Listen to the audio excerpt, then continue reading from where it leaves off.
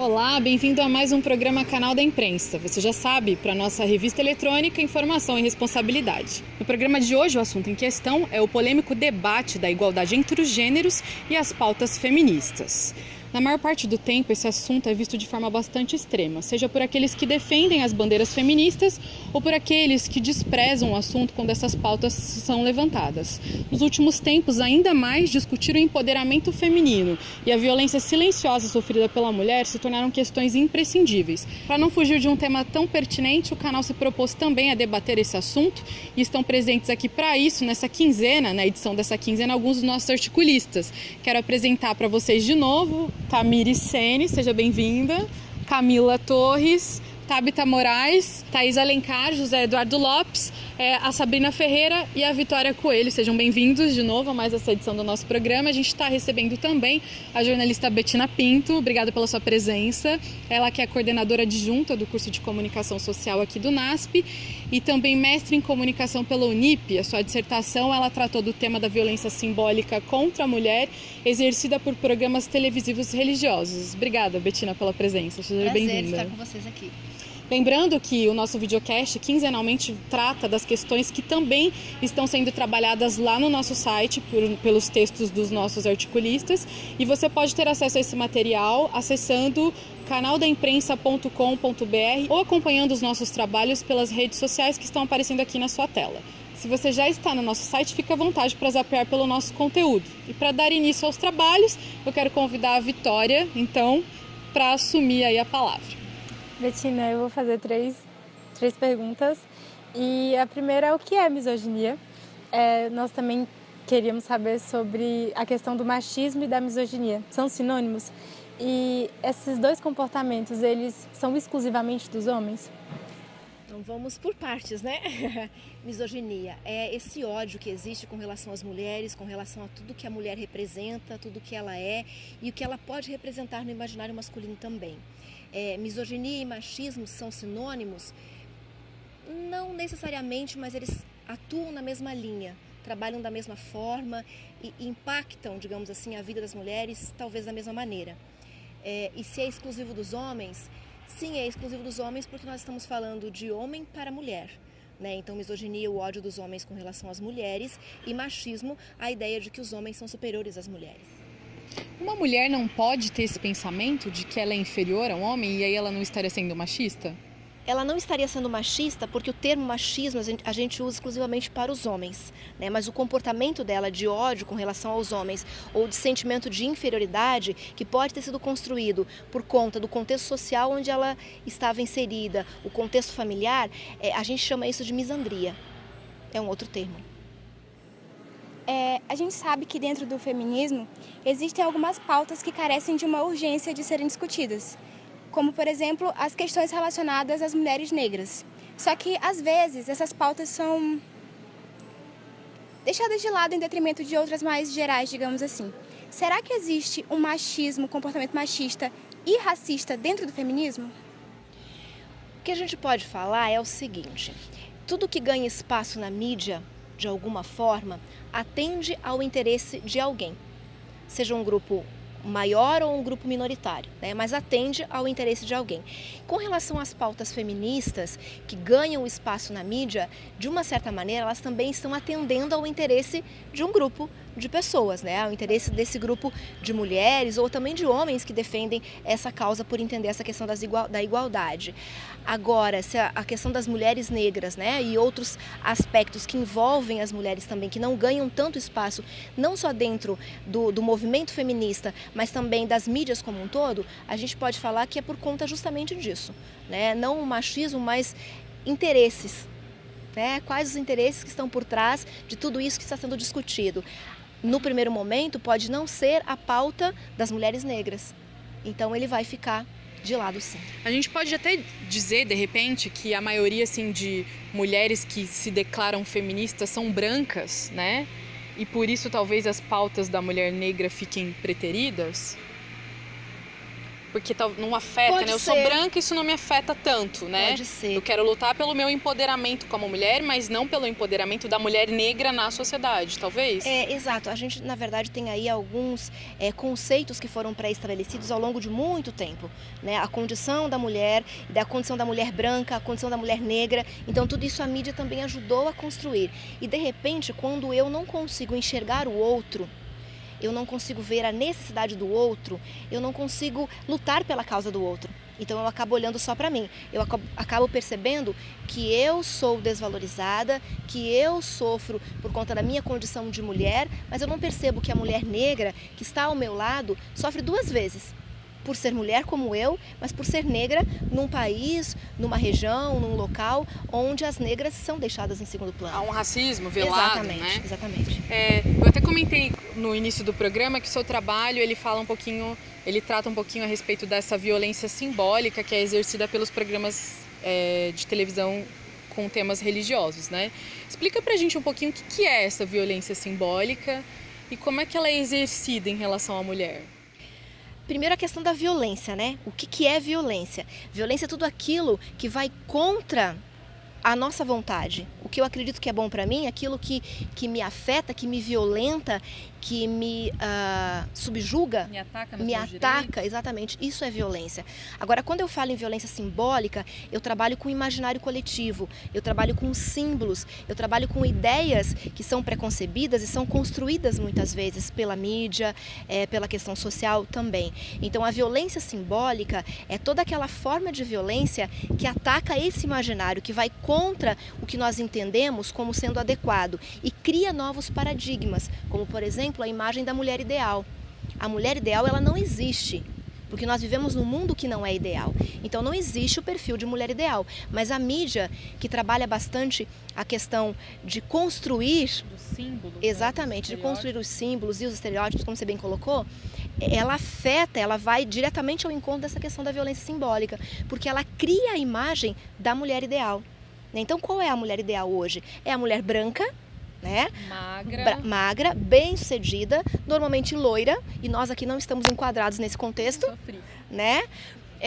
Às vezes alta, né? Com a cintura bastante fina, de fala mansa, submissa, exatamente, que não se impõe, porque não acredita em si mesma, porque não tem condições de buscar um espaço, quer no mercado de trabalho, dentro da casa dela mesma. Não que essas mulheres sejam dessa forma, mas a imagem delas foi construída dessa maneira. Então, quando eu construo esse tipo de imagem que afeta, que ataca, que vai direto ao imaginário coletivo, eu estou promovendo violência simbólica. Uma vez a gente conversou sobre esse assunto, fora nos bastidores, digamos assim, e aí você comentou comigo que o pior é que essa violência simbólica, ela é repetida pelas próprias mulheres, né? Com as suas colegas, com as suas iguais e com as filhas, a gente acaba ensinando isso para os filhos, para as filhas, né? E cobrando isso das nossas amigas. Não, você tem que ser magra.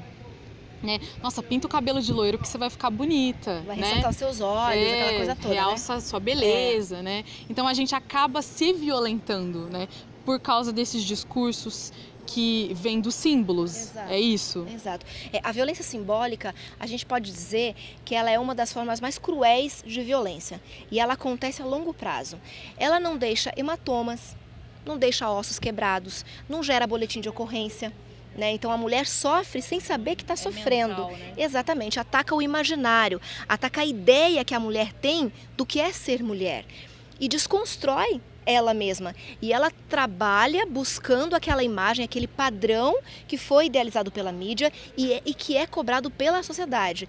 E muitas vezes, aí na continuidade da violência, né, na reprodução da violência, muitas vezes nós cobramos dos nossos pares, dos nossos colegas, dos nossos familiares que tenham aquele comportamento que a mídia mostra, aquele comportamento que a sociedade exige, né, por conta dessa ideia que foi construída. Então, quando nós educamos os nossos filhos, por exemplo, nós fazemos diferença entre menino e menina. Menino pode brincar com um tipo de coisa, menina não pode. A menina tem que arrumar a casa, ajudar a mãe, o menino não precisa, pode sair para jogar bola. Então nós começamos a construir essa ideia de mulher ideal que não tem vez, não tem voz, não tem espaço, já em casa. E nós passamos a reproduzir isso e a cobrar das mulheres que fazem parte do nosso contexto esse comportamento. e aquelas que não seguem esse comportamento são, de uma certa forma, marginalizadas, discriminadas, e nós mesmas, nós mulheres, olhamos para elas meio torto, né? Exatamente. Bom, Peraí, que tipo de mulher é? Uma questão bem comum é, por exemplo, um casal, né? O marido sai de casa com a camisa amassada. A gente que é mulher olha e pensa, cadê a mulher que não cuidou dele quando ele estava saindo de casa? Né? Então a gente reproduz isso. Daí você vai me dizer, nossa, mas é exagero pensar desse ponto. Não é. É a construção de um comportamento, de um pensamento que gera comportamentos. Professora, ainda pensando sobre violência simbólica, o professor Clóvis de Barros, da USP, comentou uma vez em um dos vídeos dele no YouTube que toda dominação é mais eficaz quando ela não é percebida como dominação, quando ela é disfarçada. Pensando nesse sentido, por que você acha que é tão difícil para as mulheres identificar esse tipo de atitude misógina, partida dos homens? Com relação à questão mais simbólica e mais psicológica, essa é mais difícil de ser identificada, né? Quando é mais, digamos assim, concreta, né, que deixa os ossos quebrados, os hematomas e que violenta assim, de maneira mais nítida, então essa é percebida, né, porque essa não tem como não perceber. Né, mas aquela que é mais sorrateira, que é velada, que é a violência simbólica, a psicológica, mas também a violência simbólica, ela é muito cruel e ela às vezes não é percebida, na maior parte das vezes, como você muito bem disse, porque a mulher não identifica aquilo como sendo violência. Crescida num contexto onde o homem é soberano, onde o homem tem a palavra final, onde o homem é mais inteligente, onde o homem é mais importante, a mulher cresce nesse contexto acreditando que é dessa forma. E complica mais ainda, porque não tem como resolver um problema se você não identifica ele como um problema. Exatamente. Então, quando você não percebe que você está sendo desrespeitada por ser comparada, ser comparada como se fosse menos capaz do que um homem, intelectualmente falando, quando você não percebe essa comparação ou essa discriminação, fica mais difícil de você combater esse tipo de violência. Mas é violência, sim, porque ataca os direitos, ataca a essência da mulher, seja ela branca, seja ela negra, seja ela rica, seja ela pobre, ela é mulher. Então, deixa eu fazer só um comentário, né? Você disse que o caso da violência simbólica é preocupante porque vem pelos símbolos, a gente acaba não percebendo isso tão nitidamente quanto a violência física ou sexual, né? Mas até a violência física, ela às vezes não é percebida como tal, né? Porque às vezes a mulher apanha e aí ela pensa, nossa, ele me bateu porque hoje o dia dele foi péssimo, né? Ele gritou comigo, ele foi... sei lá, culpa, né? Ele me violentou psicologicamente, né? Por que eu não cozinhei esse negócio antes, né? Por que eu não lavei essa louça logo? É tudo minha culpa. Então, até aí, essa violência nítida, às vezes, não deixa de ser percebida também? Acho que tem duas situações, Andréia, com relação a isso. A primeira delas é que deixa de ser percebida, que você acabou de falar, né? Porque a mulher acredita que a culpa é dela, né? Ela é culpada por sofrer violência, a vítima passa sendo o algoz de si mesma, né? A agressora. Então ela não percebe que aquele comportamento do marido é violento e está violentando-a. Né? Então ela não percebe, essa é a primeira condição. E a segunda condição, a gente percebe esse tipo de violência, mas a gente faz vistas grossas. Não, aquela história, em briga de marido e mulher, ninguém mete a colher. Eu não tenho que me meter. Exatamente, eu tenho que interferir, eu sou cúmplice se eu percebo que acontece violência dentro de um casal, de uma família, de pessoas que eu conheço ou que eu convivo. Se eu não denunciar, se eu não for estender a mão para tentar ajudar, eu sou cúmplice dessa forma de violência. Então, existem, acredito eu, essas duas formas. A primeira que a mulher não percebe, porque ela está nesse contexto de reproduzir a violência e se sentir culpada. E a segunda é fazer vistas grossas, porque não vai dar em nada, ninguém vai me ajudar, não adianta denunciar, é pior ficar sem ele, bom com ele, pior sem ele, sabe? Eu não tenho condição financeira para manter minha família, eu não tenho como cuidar dos meus filhos. Então é uma série de fatores que envolve essa questão de fazer vistas grossas. Betina, pegando esse gancho de hematomas, recentemente uma TV marroquina mostrou o passo a passo de uma maquiagem de como esconder hematomas do rosto nas mulheres. E isso chocou não só lá no meio deles, mas todo mundo. Ninguém acreditou que a TV estava fazendo isso. E então é isso que eu queria saber, se a mídia, e mais especificamente a TV, é o principal meio de disseminar esse tipo de violência simbólica contra a mulher. Antes de te responder, deixa eu te falar que eu achei fantástico esse editorial, passo a passo. Sabe por quê? Porque eles colocaram... Doeu o coração, né? Mas eu achei fantástico, sabe por quê? Porque eles colocaram de maneira pública aquilo que nós fazemos no dia a dia de maneira velada. Sabe? Então eles colocaram de maneira explícita. Nós obrigamos as nossas mulheres a se esconderem quando elas são vítimas de violência.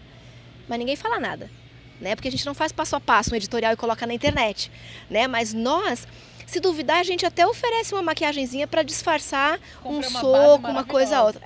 Mas daí pode, porque a gente está tentando ajudar, entendeu?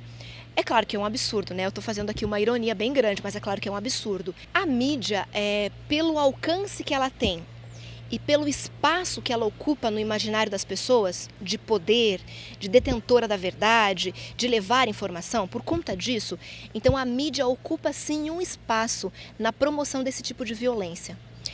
Seja a mídia impressa, né, mas a mídia eletrônica, a mídia televisiva, a mídia radiofônica também, mas mais a mídia televisiva, porque trabalha com imagens. Né, imagens que a gente pode visualizar e tentar se projetar naquelas imagens, quer de felicidade, quer não quero isso para mim, enfim. Então a mídia ocupa sim um espaço bastante grande no imaginário popular, no imaginário coletivo, e ela é usada muitas vezes para defender uma ideia, uma ideologia machista, uma ideologia que discrimina, que coloca a mulher em segundo plano, que coloca ela como serviçal e trabalha na construção dessa mentalidade submissa para que a mulher passe a reproduzir essa questão da violência, sem perceber. Betina, misoginia e pornografia configuram-se em universos irmãos. Um exemplo disso é que as revistas que trabalham com pornografia, como a Playboy, a G Magazine, elas transformam o corpo masculino e o corpo feminino em produtos exclusivamente para homens. Ou seja, quando as revistas expõem a nudez masculina, ela não é destinada para as mulheres. Há como separar esses dois campos, misoginia e pornografia? A pornografia, em algum momento, ela vai poder ser exclusiva para as mulheres? E que tipo de violência a pornografia prega atualmente? Eu não acredito que a pornografia vai ser exclusivamente para mulheres, porque ela atua nos dois gêneros. Mas como nós estamos num contexto onde a mulher é mais fragilizada por conta de tudo isso que a gente acabou de discutir aqui, então a gente visualiza a pornografia como sendo muito mais grave com relação às mulheres. Mas afeta também os homens, numa outra porcentagem, mas também afeta. E que tipo de violência a pornografia se constitui? Violência contra gênero se constitui em promoção de violência física, em promoção de violência sexual, porque ela planta na mentalidade, ela cria a ideia de que você pode consumir aquele produto, seja um corpo feminino ou um corpo masculino, né? Aquele objeto. De forma tão suave. Exato, né? Exato. Então você pode, né, estar ali exposto, se é para o seu consumo, você pode, está liberado, vale tudo. Então a pornografia, ela se constitui em várias formas de violência, na mentalidade, na cabeça daqueles que a consomem, né, que tem o hábito de visitar sites pornográficos, assistir filmes pornográficos, consumir material desse gênero. Então eles se apropriam de um poder que não é real, como se eles tivessem o poder sobre aquele corpo, sobre aquela pessoa, sobre aquele indivíduo. Se eu posso opinar sobre isso, eu acho também que é uma questão é uma questão culturalmente construída, né? Sim. A mulher, e por todos esses fatores que você mencionou, ela não tem direito, sabe, a ter prazer, ela não tem direito a ver um corpo nu, masculino, né? Mulheres que fazem isso não são mulheres decentes, né? Não são dentro mulheres pra casar. Sabe e esse aí, contexto? exatamente, como que você vai casar com uma mulher desse tipo, né? Então, se ela faz isso, ela não vai casar, não tá casada por isso, né? Vários tipos desses discursos. Então, você pergunta, você diz, né? A pornografia é produzida para homens? Sim, porque as mulheres não podem ver, entendeu? Talvez, aí se algum dia vamos produzir pornografia para... Não, isso aqui é para mulher. Talvez se algum dia a sociedade subverter esse conceito de machismo completamente, onde a mulher e o homem tiverem os mesmos direitos sexuais de se objetificarem um ao outro, né? Quando a mulher conseguir enxergar o homem, não, eu quero uma vez, quero transformar ele em produto na mente dela e socialmente, talvez produzir um filme em que o homem seja, sei lá, violentado ou esteja submisso numa relação, seja uma coisa normal nessa sociedade que subverta esse conceito do machismo, que eu acho que ela nunca existirá, porque é uma coisa de milênios. Como é que você vai destruir? Assim, outros milênios para destruir essa ideia, não sei. Mas mesmo que se destrua essa ideia, eu espero que essa sociedade não exista, porque é uma outra forma de violência. Sim, a violência seria então, igual, exatamente, em outro nível. Só que para um outro gênero seria igual. Exatamente. Então, finalizando a sua pergunta, sim, a pornografia ainda está muito relacionada à mulher. E os produtos que são gerados por essa indústria são destinados aos homens para o consumo masculino, ainda assim. Betina, você falou um pouco sobre a violência simbólica na televisão, também na pornografia, que o José Eduardo perguntou, mas aqui no Brasil a gente também tem algumas revistas femininas, como a Cláudia, a Marie Claire, a TPM. Você acha que o conteúdo que é produzido por essas revistas para o público feminino, elas atrapalham as lutas das feministas? A gente não pode generalizar em situação nenhuma. A gente sempre tem que buscar o equilíbrio. Os extremos são bem perigosos. Com relação a essas revistas, é preciso analisar o conteúdo. Eu acredito, e algumas delas eu já li várias vezes, possuem reportagens e conteúdos bastante educativos e elucidativos. Mas agora, quando a gente começa a construir uma imagem padronizada da mulher, a gente tem que ficar com os olhos mais abertos, né? Então, eu estou estabelecendo um perfil, um padrão que não deve existir, né? Então, quando eu ensino a mulher a se comportar dessa ou daquela maneira, eu estou atacando diretamente o direito dela de escolha, porque ela vai ver na revista um padrão que depois vai estar relacionado a bem-estar, a sucesso, a felicidade. Qual mulher não quer ser bem-sucedida, ter sucesso e felicidade? Então, normalmente, esses padrões que são construídos pela mídia, tanto nas revistas quanto em programas televisivos, eles estão atrelados a essa condição de felicidade. Então, muitas mulheres que consomem esses produtos, as revistas ou os programas televisivos, que têm esse padrão, o que elas buscam ali? A felicidade que a apresentadora tem. Então, eu quero ser igual a ela, para ser feliz como ela é. Então, para eu ser feliz como ela é, eu tenho que fazer o que ela faz. Então, o que ela faz? Ela se comporta dessa ou daquela maneira, entende? Então, a gente tem, se veste, fala, né? Gesticula dessa ou daquela maneira. Então, a gente tem que ter um certo cuidado quando a gente generaliza. Não dá para ir para os extremos, né? Mas ficar de olhos mais abertos quando algo apresenta um padrão de comportamento, um padrão de linguajar, um padrão de risada. Mulher não ri alto. Como assim mulher não ri alto? Então eu sou um escândalo, porque a minha risada, meus filhos dizem isso, não pode ser feita em público, né? Porque é um escândalo. Então, assim, quando a gente estabelece um padrão, a gente está andando num terreno bem perigoso. Professora, continuando na linha das revistas, a revista Cult também é uma publicação de alcance nacional e, embora ela não fale diretamente a respeito da mulher, vez ou outra ela trata sobre gênero, empoderamento feminino e as pautas feministas em geral. A minha pergunta e a Cult, ela se encaixa também no âmbito dessas revistas que procuram trazer conscientização social a respeito desse tema.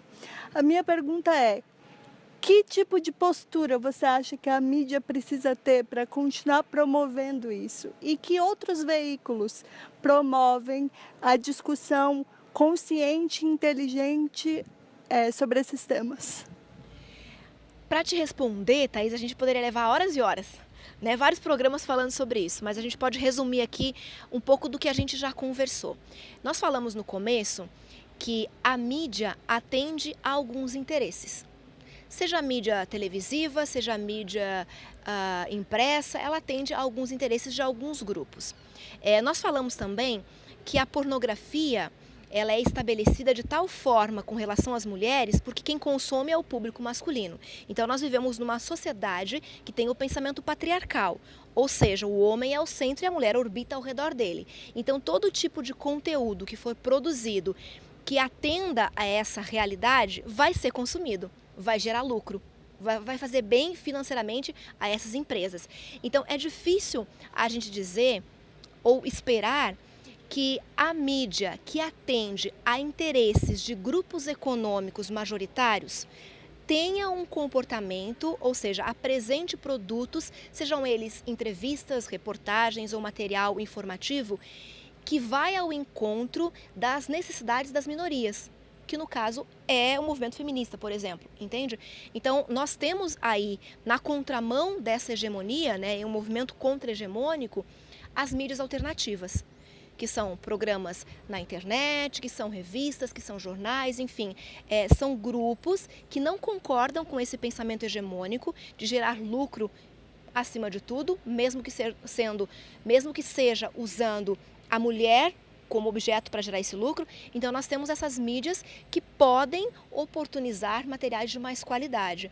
Então é difícil a gente dizer como a mídia deve se comportar, porque ela atende a alguns interesses. Resta saber o interesse de quem ela está atendendo, para saber se a gente vai querer consumir ou não. Bom, gente, o papo tá ótimo. O assunto, como você mesmo acabou de comentar, poderia durar programas e programas, mas nosso tempo já está estouradíssimo. Então eu queria agradecer a presença de vocês e a participação de vocês aqui, a sua presença, Bettina, a disponibilidade. Obrigada por você estar conosco nesse programa. Obrigada pela oportunidade de conversar com vocês e discutir um tema que é tão polêmico e é tão atual e tão necessário se a gente busca espaço, né? Igualdade. Obrigada pela oportunidade. Eu queria também agradecer a todos vocês que nos acompanham pelas nossas redes, pelo nosso site. Obrigada por estarem sempre pendentes aí dos nossos assuntos, das nossas discussões. E a gente volta na próxima quinzena. Um abraço.